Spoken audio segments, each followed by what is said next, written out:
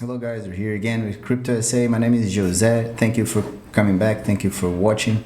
And well, at the beginning, please hit the like button, subscribe, comment, ask something that you need. And down below in the comments, there will be the link for our Telegram channel in order for you to be able to come see our notifications about traditional markets, NASDAQ, Dow Jones, S&P 500, Russell, and so on.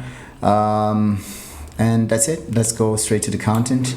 Here you have some long-term trend lines that we've drawn for a long time. If you've watched the previous videos, I had these four ones: the blue, orange, yellow, and green, and I made this white one for reasons that you're gonna see right now. I mean, we had a deviation from the blue line last week, and I said, okay, let's try now to bring like another line down below to see how we can orient ourselves with this new price action that we're watching. So at first we see that the stochastic RSI on the weekly is like going towards the downside, and that we might be seeing some sort of support here for the weekly.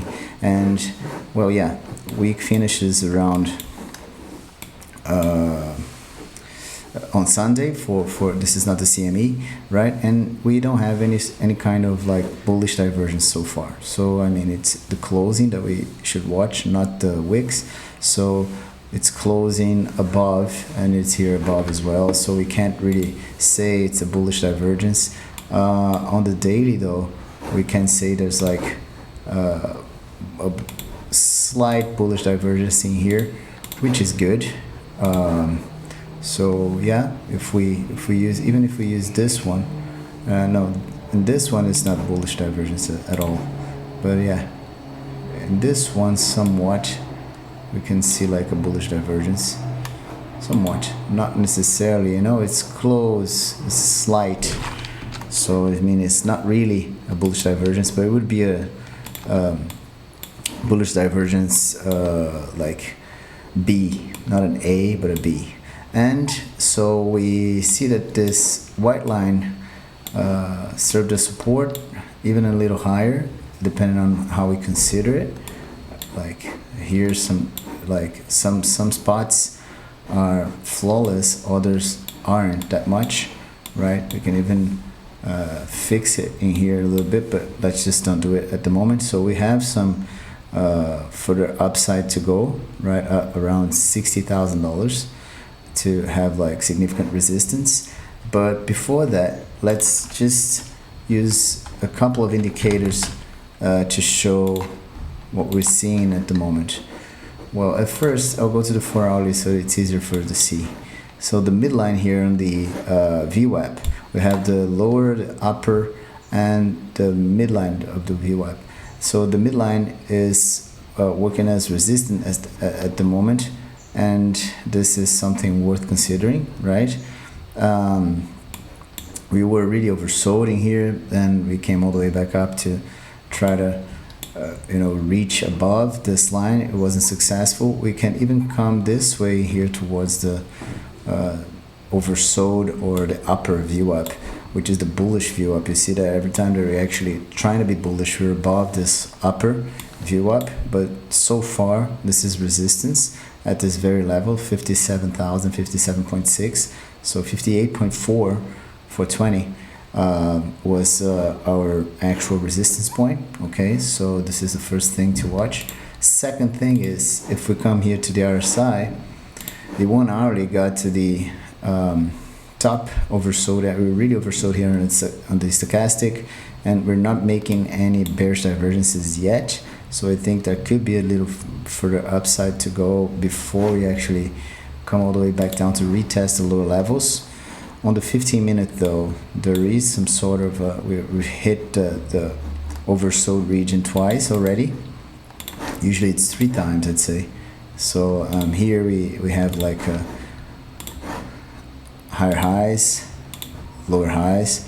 So this is a bearish divergence on the 15-minute. So it's really short term, so there could be like a correction. We're watching a correction at the moment, but I do think there's like room for further upside before we actually are hit significantly, okay?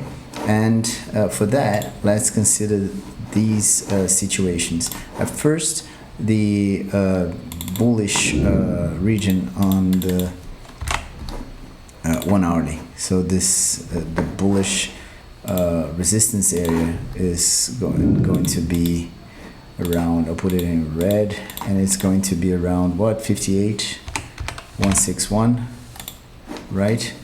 The 4 hourly would have what? Would have a support. The support would be the 4 hourly support. I think it's important because it could guarantee like further upside later on, in case we have this correction, but we manage to keep it. So this is the level to watch, 56.1, right? Yeah, that was indeed a rejection here on the 1 hourly. On the daily though, we have the EMA here as resistance. We have two significant resistances. It's an area. So let's draw like a rectangle here. It's going to be easier for us to consider. So it's 59,532 and 58,206, and I'll draw it orange. So that's our daily resistance region for now, exactly where we hit and got this rejection. So I think so far we have this situation in here. What's the support for the 1 hourly? Yeah, we could see that. Well, so I think this is the support for like a non-bearish correction, 56,278. It's a little above 56,278. It's the 1 hourly. Okay, so that's all we got for now. I think these are good numbers for us to have at the moment. Okay, let's put on the 4 hourly here. So this is the support that we want to see holding for further upside. And now we can see one thing. If we are to consider the lowest point that we've reached, at first, two things. Let's head back to drawing our descending broadening wedge, which is a very important pattern for us. See how it's a pattern that this region here, there is no resistance, was support. Here we had a deviation. Now we're having like an actual resistance of the region for sure, right? So we're still within the descending broadening wedge.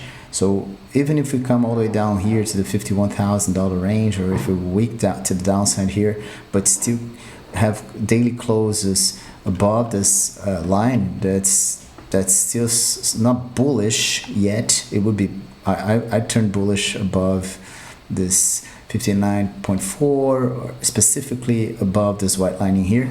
And let's see the levels to consider if we use the trend-based fib. So we have here the lowest point, the highest, and the lowest again. So it's 49,577, right? So let's make sure 577, so that we have like an exact number.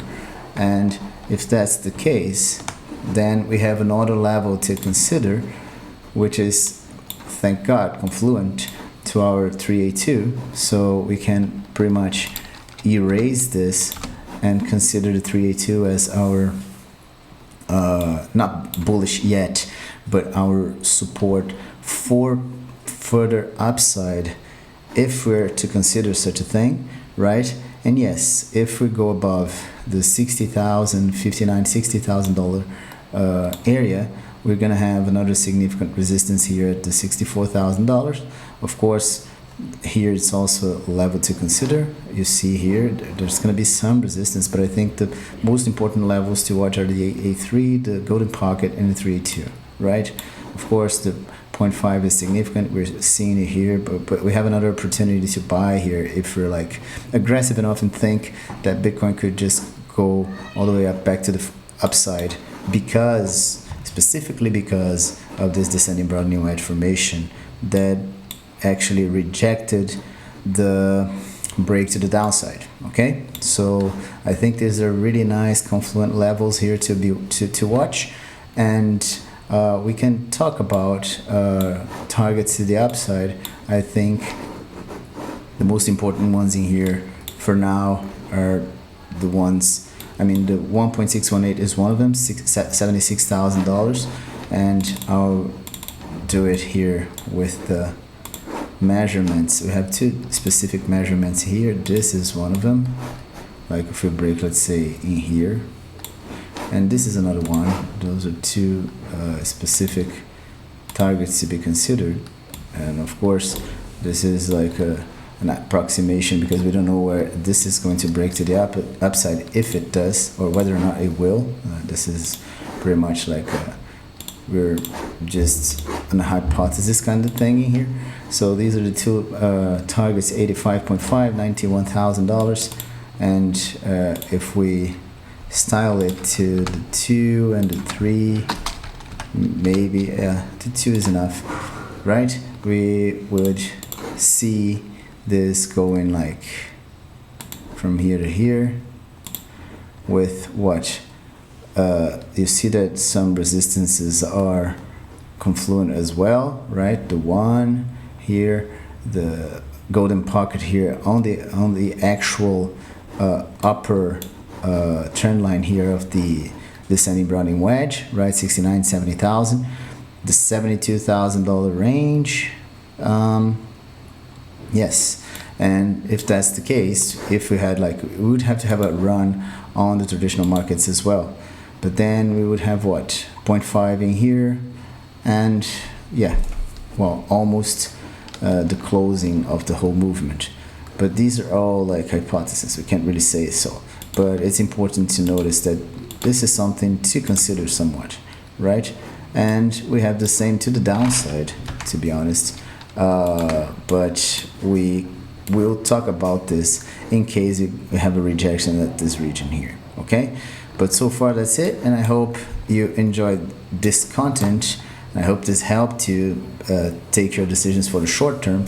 But so far I think we're in oversold conditions, not making any significant bullish divergences.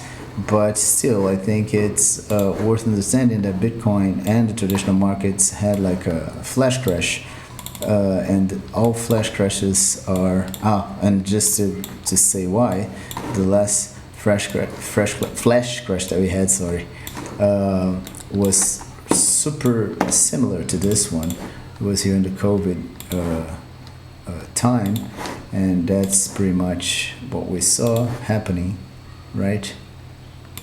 We had like a crash with like a wick to the downside here that had the blue line of support, which is interesting, and we have and the same kind of formation of descending broadening wedge, right? Same wick to the downside, descending broadening wedge. I'm not saying they're gonna have like a huge run, but at least an attempt to break to the upside here, or even a break to the upside, and then if we actually see a recession kicking in, a significant correction for like the end of 2024 throughout 2025.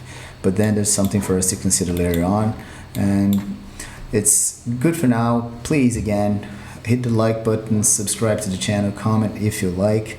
And please, if you want to join our Telegram channel, you're going to be welcome. We have premium signals for shorts and longs depending on the situation of the market here for you guys. And I hope you come back again, and see you in the next video.